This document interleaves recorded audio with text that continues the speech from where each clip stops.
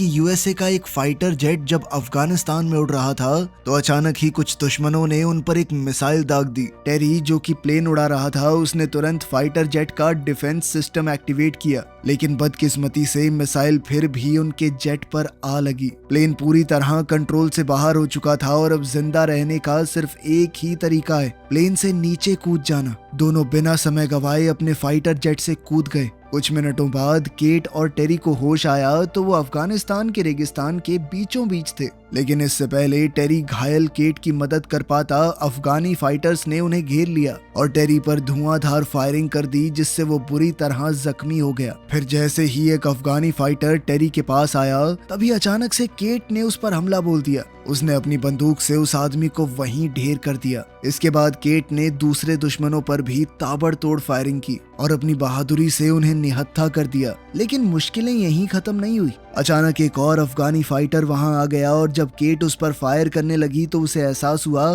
कि उसकी बंदूक में तो गोलियां खत्म हो चुकी हैं। मजबूरन उसने वहां से भाग निकलने का सोचा, लेकिन इससे पहले कि वो दुश्मन के हाथों मारी जाए टेरी ने हिम्मत जुटाई और उस अफगानी फाइटर को गोली से उड़ा दिया। इस बहादुरी के बाद टेरी अपनी आखिरी सांसें गिन रहा था। इस हादसे से केट पूरी तरह टूट चुकी थी। वो अपने साथी के पास गई तो टेरी ने उससे माफी मांगी क्योंकि वो उन दोनों को उस मुश्किल से बाहर नहीं निकाल पाया। ये सुनकर केट की आंखें भर आई। अब उसका सिर्फ एक मकसद था, किसी भी तरह रेस्क्यू टीम से बात करना। उधर दूसरी तरफ बाकी अफगानी फाइटर्स ने देखा कि उनका लीडर अभी भी जिंदा है। साथ ही उन्हें ये भी पता चला कि अमेरिकन फौज वहां से फरार हो गई थी। कुछ देर तक चलने के बाद केट को दूर से दुश्मन की गाड़ियों का एक पूरा काफिला नजर आया जिन्होंने पूरे इलाके को घेरा हुआ था। केट ने तुरंत फैसला किया कि यहाँ रुकना खतरनाक है, इसीलिए वो छुपने के लिए पास के एक बंकर की तरफ भागी। लेकिन बंकर तक पहुंचने से पहले ही दुश्मनों ने उसे देख लिया और उस पर धुआंधार फायरिंग शुरू कर दी। उनके लीडर ने तो केट के ऊपर एक मिसाइल फायर की, लेकिन वो किसी तरह बच निकली। फिर जैसे ही धुआं साफ हुआ तो केट ने देखा कि धमाके की वजह से बंकर का दरवाजा खुल गया था। अब केट बिना एक भी सेकंड गवाए बंकर के अंदर घुस गई। तभी एक दुश्मन उसके पीछे दरवाजे तक आ गया तो केट ने अपनी पिस्टल से उसे मार गिराया। खैर इसके बाद केट ने देखा कि वो ऐसी सीढ़ियों के सामने खड़ी थी जो शायद सैकड़ों मीटर गहरी हैं, लेकिन उसके पास कोई चारा तो था नहीं, इसीलिए उसने नीचे उतरने का फैसला किया। उसे कुछ भी समझ नहीं आ रहा था कि ये कैसी जगह है, पर फिर भी वो धीरे धीरे आगे बढ़ रही थी। तभी पीछे से उसे दुश्मनों के आने की आहट सुनाई दी तो बाहर का रास्ता ढूंढने के चक्कर में केट और अंदर चली गई। फिर जैसे ही वो बंकर के एक हिस्से में गई तो उसे बहुत गंदी स्मेल आई और थोड़ी आगे जाकर उसकी आंखों के सामने जो खौफनाक मंजर आया उसे देखकर वो बहुत बुरी तरह डर गई। असल में वहाँ किसी की लाश बहुत बुरी हालत में पड़ी थी। इतना ही नहीं बल्कि केट को वहाँ एक रहस्यमयी डिवाइस भी मिला जिसके साथ कई कागज और रिकॉर्ड्स मौजूद थे जिनमें यहाँ पर हो रहे भयानक एक्सपेरिमेंट्स के बारे में लिखा गया था। उसी पल अचानक उसे दुश्मनों के आने की आहट सुनाई दी तो केट तुरंत अपनी लाइट स्टिक को दूर फेंककर एक बड़े पिलर के पीछे छुप गई। उसी पल अफगानी फाइटर में से एक ने जनरेटर ऑन कर दिया जिसके चलते चारों तरफ रोशनी हो गई और तभी एक भयानक राज का पर्दाफाश हुआ। असल में वहाँ सैकड़ों कैप्सूल थे जिनमें इंसानों की लाशें बंद करके रखी गई थी। अब जैसे ही दुश्मनों का ध्यान हिला तो इस मौके का फायदा उठाते हुए केट ने अपनी फाइटिंग स्किल्स का इस्तेमाल करके अचानक उनमें से एक की बंदूक छीन ली। केट को देखते ही अफगानियों ने एक के बाद एक उस पर धुआंधार फायरिंग शुरू कर दी जिसके चक्कर में एक कैप्सूल टूट गया और उसके अंदर रखी हुई लाश जमीन पर आ गिरी। अब अपनी जान बचाने के लिए केट पास ही में मौजूद एक हैच में नीचे उतर गई। जैसे ही उनके लीडर ने देखा कि केट सुरंग में घुस गई है तो उसने अपने आदमी को उसका पीछा करने का हुक्म दिया ताकि उसे चारों तरफ से घेरा जा सके। फिर उसने चिल्लाकर दूसरे आदमी को वहीं रुकने को कहा ताकि अगर केट वापस लौट कर आए तो भी बच ना पाए। वो आदमी अपनी जगह संभालते हुए धीरे धीरे उस लाश की तरफ बढ़ रहा था जो कैप्सूल से गिरी थी। उधर केट बिना कोई आवाज किए सुरंगों के अंदर रेंगती हुई आगे बढ़ रही थी। जैसे ही उसके पास एक दुश्मन हैच की जांच करने आया तो केट बिल्कुल पत्थर की तरह जमकर खड़ी हो गई। इसी दौरान जो आदमी पहरा दे रहा था उसने सोचा कि गिरी हुई लाशों को एक पर्दे से ढक देता हूँ। उसे बिल्कुल अंदाजा नहीं था कि उनमें से एक क्रीचर अभी भी जिंदा था और संभलने से पहले ही उस क्रीचर ने उस पर हमला बोल दिया। उसी पल केट किसी तरह इमरजेंसी एग्जिट की सीढ़ियों तक पहुंच गई, लेकिन तभी अफगानों का लीडर मलिक उसके सामने आ गया।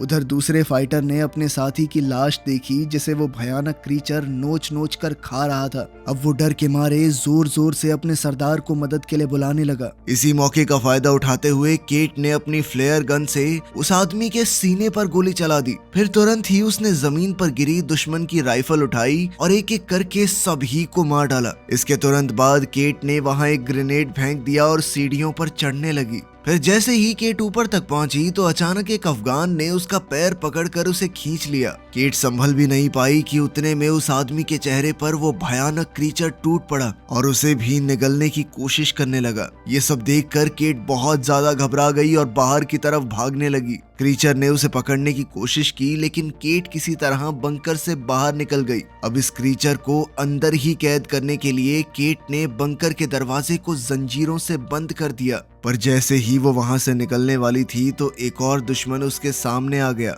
लेकिन जब उस आदमी ने देखा कि वो क्रीचर बंकर से बाहर निकलने की कोशिश कर रहा है तो वो डर के मारे वहां से भाग निकला। तब केट भी अपनी जान बचाकर फरार हो गई, लेकिन कुछ दूर जाते ही अपनी गहरी चोट की वजह से वो जमीन पर गिर पड़ी। इस दर्द को सहने और चलना जारी रखने के लिए उसने दवाई का सहारा लिया। फिर कुछ दूर जाने पर अचानक फौजियों की गाड़ी उससे जा टकराई। जैसे ही फौजियों को एहसास हुआ कि ये तो उनकी ही साथी है तो वो तुरंत उसकी मदद के लिए दौड़े।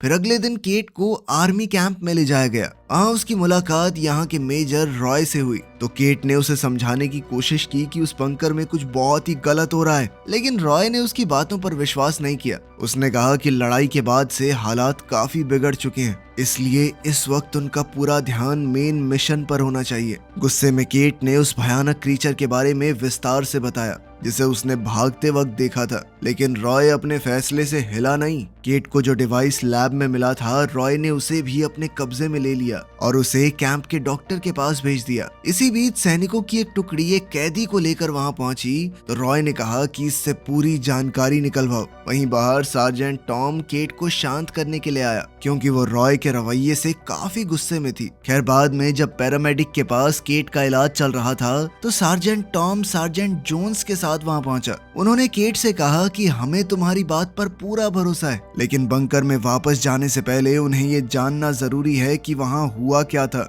ये सुनते ही केट ने एक रशियन लाइन लिखी जो उस बंकर के दरवाजों पर लिखी हुई थी। उसकी याददाश्त बहुत तेज है तो उसे सब कुछ अच्छे से याद था, लेकिन केट ये नहीं जानती थी कि आखिर इसका मतलब क्या है। तभी अफगानी कैदी ने बीच में कहा कि ये एक चेतावनी है, इसका मतलब है कि इसे खोलना मना है। इसके साथ ही उस आदमी ने दावा किया कि केट ने उस बंकर के बारे में जो कुछ भी बताया सच उससे कहीं ज्यादा भयानक था, इतना कि वो लोग सोच भी नहीं सकते। इस बात पर टॉम थोड़ा उलझन में पड़ गया। उसने कहा कि अगर उस पर रशियन भाषा में लिखा गया है तो लगभग 30 साल पहले उसे बंद कर दिया गया होगा, क्योंकि 30 साल से यहाँ पर रशिया से कोई नहीं आया। तभी डॉक्टर ने उसकी बात को काटते हुए कहा कि कोई भी इंसान इतने सालों तक बंद रहकर जिंदा नहीं रह सकता। इस पर उस कैदी ने एक और खौफनाक बात कही। उसने बताया कि उस बंकर के अंदर जो जीव जिंदा है वो इंसान है ही नहीं। इस बात ने पूरे ग्रुप को गहरी चिंता में डाल दिया।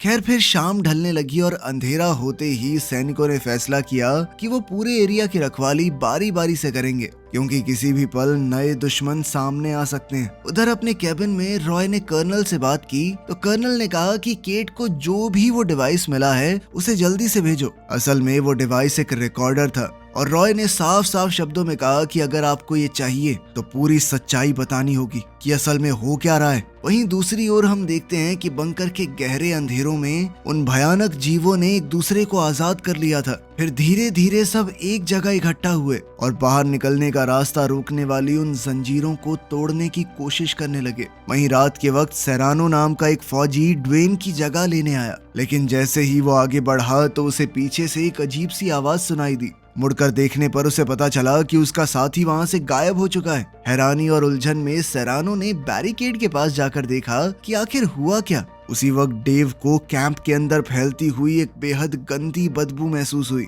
और शक होने पर वो आसपास देखने निकल गया। तभी उसे दूर से वो भयानक क्रीचर सीधा बेस की तरफ दौड़ते हुए नजर आए। तो डेव ने पूरी ताकत से चीख कर सबको बताना चाहा। अलार्म सुनते ही पूरी टुकड़ी ने अपना सामान उठा लिया और तुरंत लड़ाई के लिए तैयार हो गए। पल भर में ही सभी सैनिकों ने बैरिकेड पर अपनी जगह ले ली और जो कुछ भी हिलता डुलता दिखाई दिया उस पर गोलीबारी शुरू हो गई। अब रॉय को पूरी तरह समझ आ गया कि केट सच बोल रही थी। उसने सार्जेंट टॉम को ऑर्डर दिया कि टुकड़ी की अगुवाई करो और सभी खतरनाक हथियारों का पूरी तरह इस्तेमाल करना। इसके बाद सैनिक हमला करके उन क्रीचर्स को खत्म करने की कोशिश करने लगे, लेकिन अचानक ड्वेन पर एक क्रीचर पीछे से टूट पड़ा और सिर्फ एक ही वार में उसका सर धड़ से अलग कर दिया। यह नजारा देखकर उन सबके हाथ पैर फूल गए थे। सिएना ने घबराकर उस क्रीचर पर गोलियां चला दी और उसे दीवार से नीचे गिरा दिया। तुरंत ही पैरामेडिक दौड़कर ड्वेन की मदद करने पहुंचा, लेकिन वो क्या ही कर सकता था।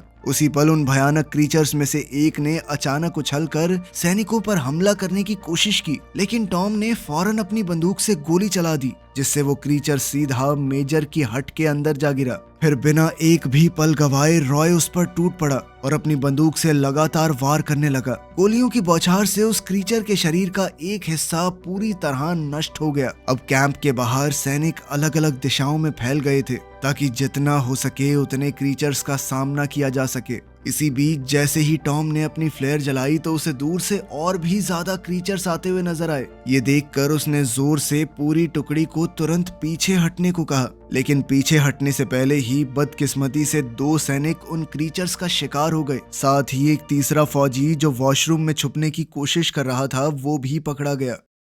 उधर जैसे ही केट को एक क्रीचर के पास आने की आवाज आई तो उसने जल्दी से हथियारों की संदूक खोलने की कोशिश की, लेकिन वो संदूक नहीं खुली और कैबिन के अंदर घुसते ही उस क्रीचर ने केट पर जोरदार हमला बोल दिया। इसके बाद उस भयानक क्रीचर ने अपनी लंबी जुबान से उसे जकड़ने की कोशिश की। अफगानी कैदी ने जैसे तैसे खुद को आजाद किया और जल्दी से वो हथियारों वाली क्रेट खोल दी। फिर उसने जल्द ही एक मशेटी उठाई और पूरी ताकत से क्रीचर पर जोरदार वार किए, जिसके बाद वो क्रीचर जमीन पर गिर पड़ा और केट तब भी गुस्से से लगातार उस पर वार करती रही। वहीं बाहर कैंप में पूरी तरह अफरा तफरी मची हुई थी। एक फौजी अपनी मशीन गन से लगातार उन क्रीचर्स पर हमला कर रहा था, लेकिन मौका मिलने पर एक क्रीचर ने उसे भी मार डाला। इसके बाद वो भारी बंदूक फायर करते हुए अपने आप घूमने लगी और गोलियां सीधा फ्यूल कैंस पर जा लगी। अगले ही पल पूरे कैंप में एक भयानक विस्फोट हुआ और इस धमाके के बाद सैनिकों ने देखा कि एक क्रीचर बिल्कुल उनके सामने खड़ा था। तब उन सब ने मिलकर आखिरकार उसे मार डाला। उसी पल मेजर ने देखा कि उसकी बंदूक की गोलियां खत्म हो गई थी।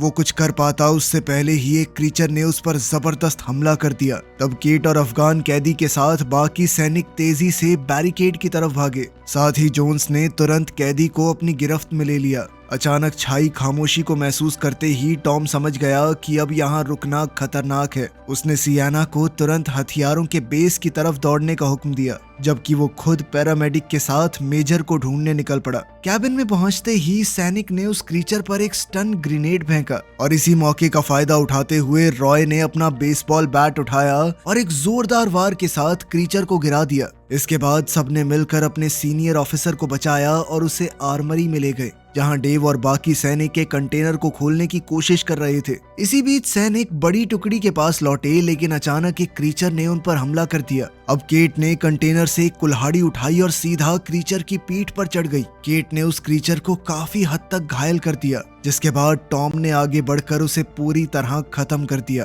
फिर रास्ता साफ होते ही पूरा ग्रुप दौड़कर कंटेनर के अंदर घुस गया। दरवाजा बंद करने के बाद उन्होंने थोड़ी देर के लिए आराम किया और फिर आगे क्या करना है ये सोचने लगे। सुबह होते ही जब सैनिकों ने कंटेनर का दरवाजा खोलकर कैंप का जायजा लिया तो अपनी आंखों के सामने का मंजर देखकर वो दंग रह गए। असल में वहाँ ना तो कोई क्रीचर था और ना ही मरे हुए सैनिकों की लाशें। थोड़ी देर ढूंढने के बाद उन्हें आखिरकार एक क्रीचर की लाश मिली तो सब मिलकर उसे ध्यान से देखने लगे ताकि ये समझ सकें कि आखिर इस भयानक क्रीचर का राज क्या है।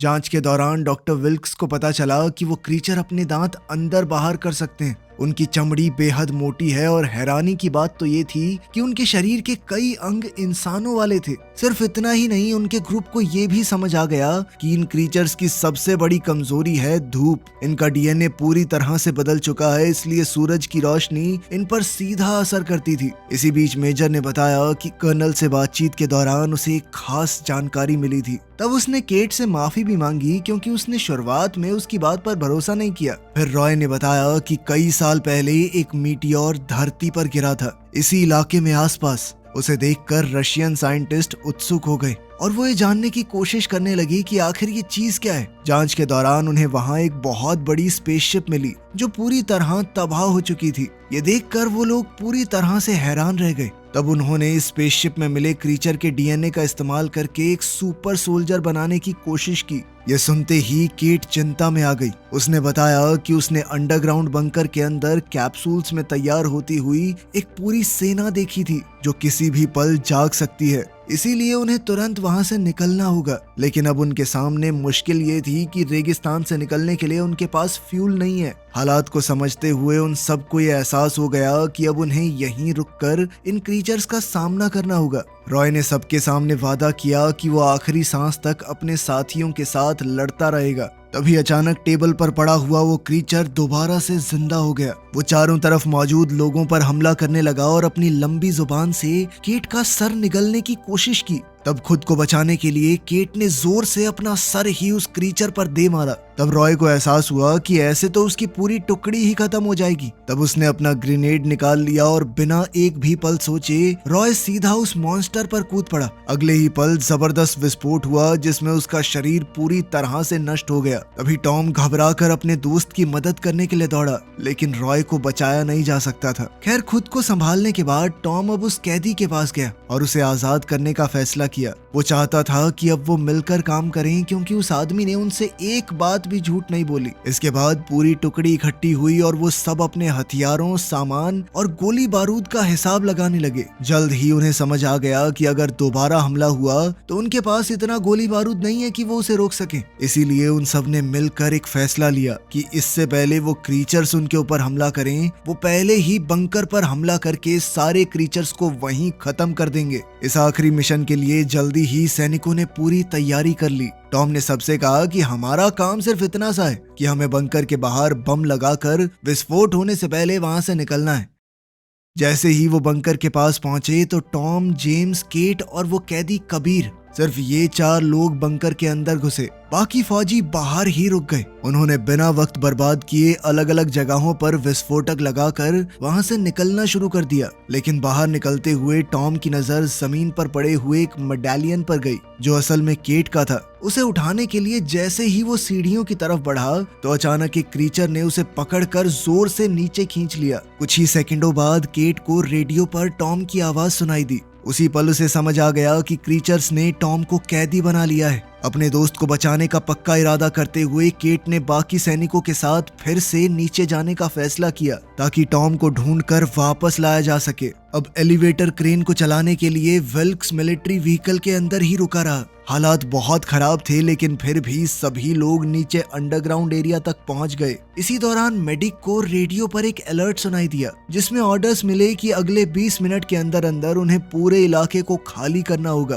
तब घबराकर विल्क्स ने तुरंत सबको बताया कि हमें जल्दी निकलना है, जल्दी करो। इसके बाद पूरी टुकड़ी टॉम की तलाश में निकल पड़ी, जबकि डेव एलिवेटर की सुरक्षा के लिए अपनी जगह पर ही बना हुआ था। उधर टॉम ने किसी तरह अपनी जेब में मौजूद चाकू का इस्तेमाल करके उस क्रीचर को खत्म कर दिया जिसने उसे बंदी बनाकर रखा हुआ था। आजाद होते ही वो अपने साथियों को ढूंढने निकल पड़ा। जैसे ही बाकी सब बंकर की लैब में पहुंचे तो वहां का मंजर देखकर सभी सन्न रह गए। चारों तरफ उन लोगों की लाशें बिखरी हुई थी जिन्हें क्रीचर्स ने मार डाला था। और जैसे जैसे वो सेंट्रल कैप्सूल के करीब पहुंचे तो उनके सामने एक और भी ज्यादा भयानक नजारा था। उस कैप्सूल के अंदर एक बहुत बड़ा मॉन्स्टर तैयार हो रहा था। इसी बीच टॉम पर पीछे से क्रीचर ने अचानक हमला कर दिया, लेकिन जैसे ही उसे केट की आवाज सुनाई दी तो वो तुरंत लैब की तरफ भागा जहां उसके साथियों ने अपने हथियारों से उस क्रीचर को खत्म कर दिया। उसी वक्त विल्क्स ने देखा कि कई अफगानों ने उस बंकर को घेर लिया है। वो तुरंत व्हीकल के ऊपर लगे हुए हथियार तक चढ़ गया और बिना रुके उन पर फायरिंग शुरू कर दी